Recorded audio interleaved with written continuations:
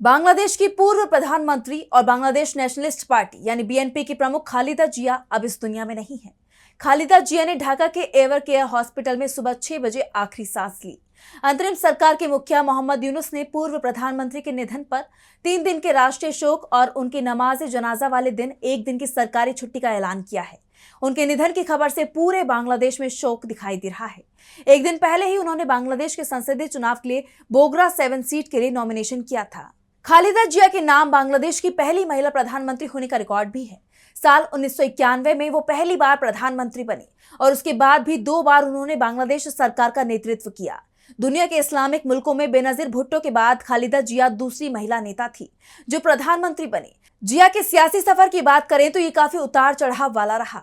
1971 के मुक्ति संग्राम के दौरान पाकिस्तानी सेना ने उन्हें नजरबंद कर दिया था। वो जुलाई से दिसंबर तक पाकिस्तानी सेना की कैद में रही थी। 16 दिसंबर 1971 को पाकिस्तान की सरकार के बाद खालिदा जिया को रिहा किया गया। जिया जब बांग्लादेश की प्रधानमंत्री बनी तो उन्हें भारत विरोधी रुख के लिए जाना जाता था। उनके 10 साल के प्रधानमंत्री के कार्यकाल में दोनों ही देशों के बीच टकराव बना रहा है। वैसे खालिदा का जन्म भारत में ही हुआ था। 1945 में पश्चिम बंगाल के जलपाईगुड़ी में उनका जन्म हुआ, लेकिन जब भारत का विभाजन हुआ तो खालिदा जिया का परिवार बांग्लादेश चला गया था।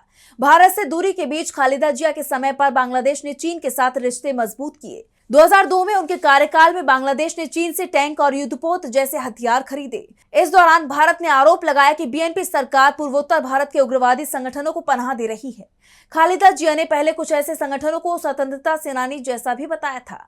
वैसे 2012 में जब जिया की पार्टी बीएनपी विपक्ष में थी, उस दौरान जिया ने कहा था कि भविष्य में जब भी बीएनपी की सरकार बनेगी वो भारत से अपने रिश्ते अच्छे बनाकर रखेगी। अब जिया दुनिया में नहीं है, वहीं भारत और बांग्लादेश के रिश्ते अब तक के सबसे निचले स्तर पर पहुंच चुके हैं। मोहम्मद यूनुस की सरकार भारत विरोधी भावनाओं को भड़काने में जुटी हुई है।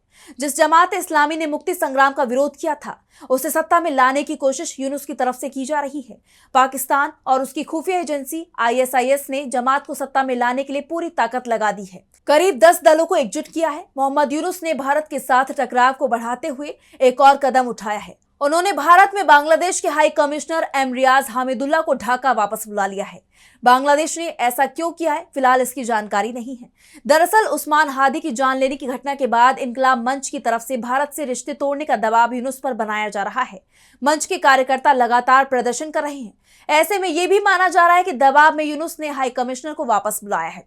वैसे बांग्लादेश के अखबार प्रोथोम आलो की तरफ से कहा गया है कि दोनों देशों के बीच जो टकराव चल रहा है उस पर चर्चा के लिए हाई कमिश्नर को वापस बुलाया गया है। फिलहाल बांग्लादेश चुनाव पर सभी की नजरें हैं और चुनाव के बीच पूर्व प्रधानमंत्री खालिदा जिया के निधन की खबर ने बीएनपी को जरूर बड़ा झटका दे दिया है।